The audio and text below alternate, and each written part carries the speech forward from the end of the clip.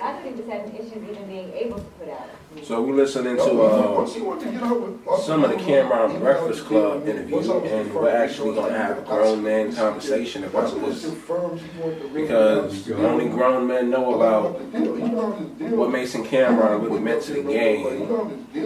So we're going to have an old man, I never heard Joel complain about grown up discussion about this. This is what I'm talking about. Let's have it. It's time to have it, man.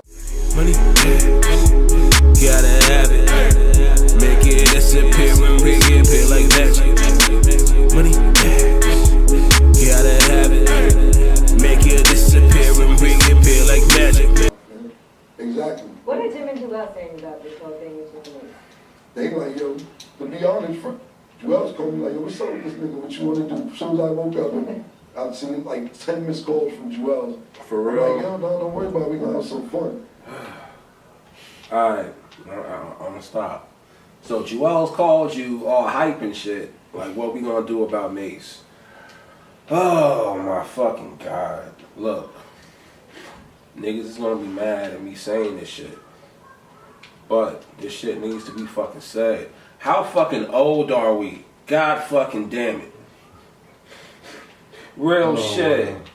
And motherfuckers is like, Mace left New York because niggas was trying to kill him. He was supposed to stay and get killed after he already made his money. Like, grown man talk. Motherfuckers is in their fucking 30s. Motherfuckers is talking about old shit for what? What kind of fucking productive purpose does that shit have?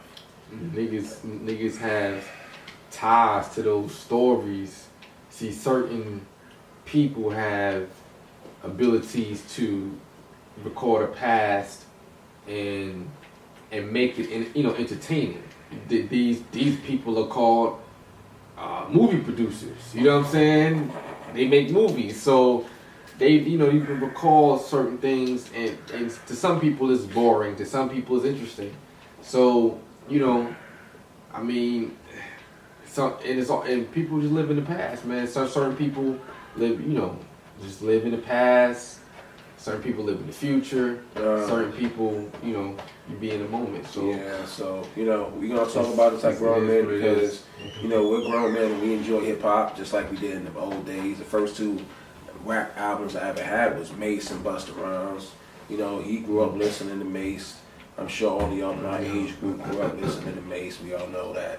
Mace came back, and I think it's absolutely unanimous that Mace killed Cameron in that verse. Is that unanimous? Do y'all agree? If you don't think so, say something back. But I'm sure Estelle would agree when it comes to Mace the actual killed Cameron. Mace killed Cameron.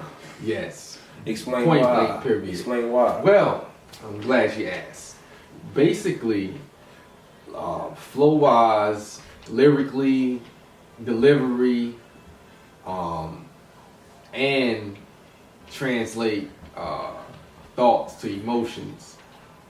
It was definitely a very consistent song or track. You say it wasn't even a song. It was just, maybe 32 bars, something like that. I mean, it kept you interested. It didn't. The energy didn't really wane off at the end. You know what I mean? It still kept you in there. You know what I mean? It was a lot of different lines, a lot of different everybody vocals. immediately got on Mace's side.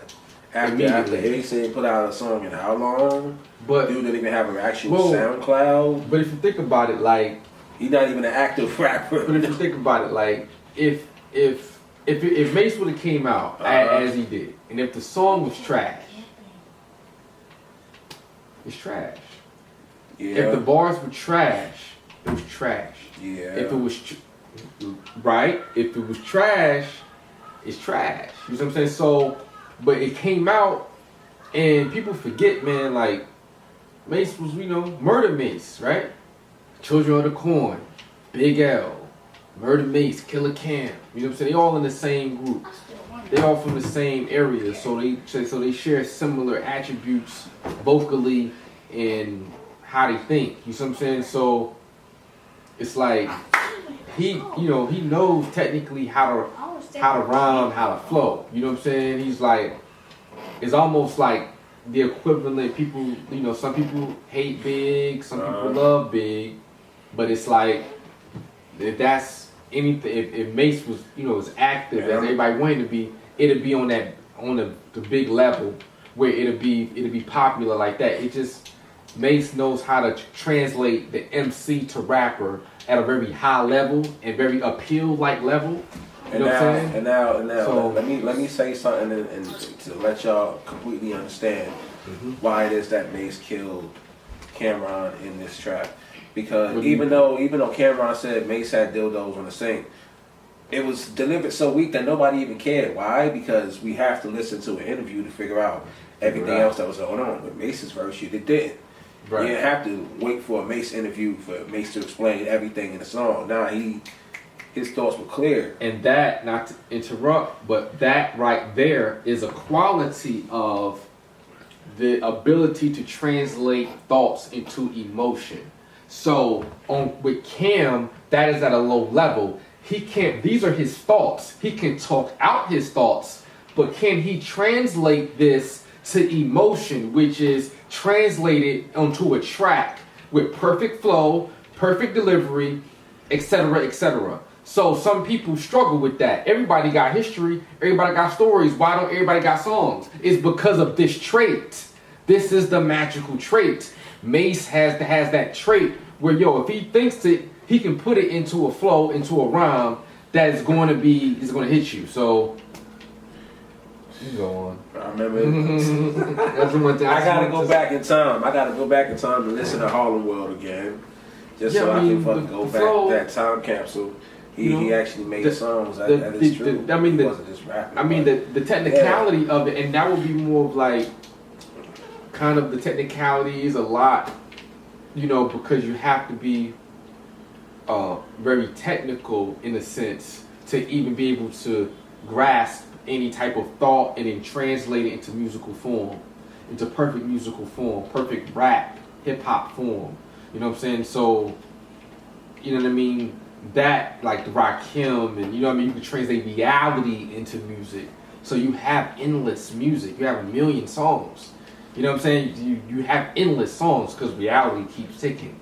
So those are songs. So this is, that particular mind state that top tier artists, usually share inherently. They can be able to translate, like Michael Jackson, to translate certain things into a song that hits your emotion, your heart, stuff like that. So, it's Cam didn't, it might have been true, Cam. Yo, man, it's true. It's probably is true. Man, it's true. It probably is true. It's true. I'm sure it is true. And make a better song. I'm not saying Cam is trash. I'm not saying Cam is trash. Cam is not trash. Cam is one of my favorites, man. He really can rap.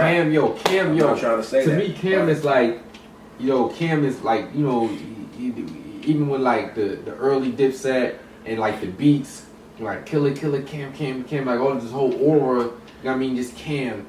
And then, which we want to discuss future about, really the correlation of what it exploded hip hop into the South, with Lil Wayne and all of this type of stuff. So and, I want to end this segment off with some grown man words. I'm gonna end this off with some grown man words for y'all. Since we having a grown man conversation about grown men. Grown man stuff, man. Listen. Come on, man. One thing that I absolutely love about hearing MCs that I used to listen to when I was young is seeing them grow as people. To hear somebody like Cormega come out with a positive project, to hear somebody like Jay-Z after all this time come out with a positive project, to hear Lox becoming socially conscious and talking about the government and shit, that kind of shit. Even Fabulous on the new Freddie Jason shit, even Fabulous, getting on talking about the conscious shit. Like, I enjoy going and looking at the artists that I grew up listening to who are in, the same age bracket and a little bit older, actually start thinking more intelligently. I like that.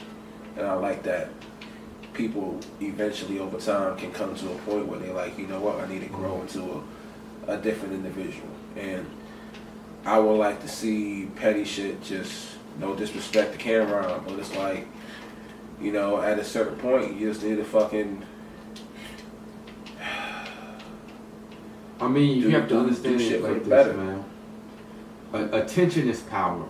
So, if you know, if you look, the reality is this 3D reality is based on certain things of control, power, on that type of egotistical level.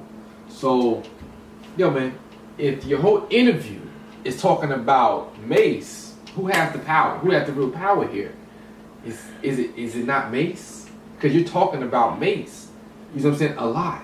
That's so real. That's all the real. question, if I'm Cam, I'm like, yo, man, ask me about the program.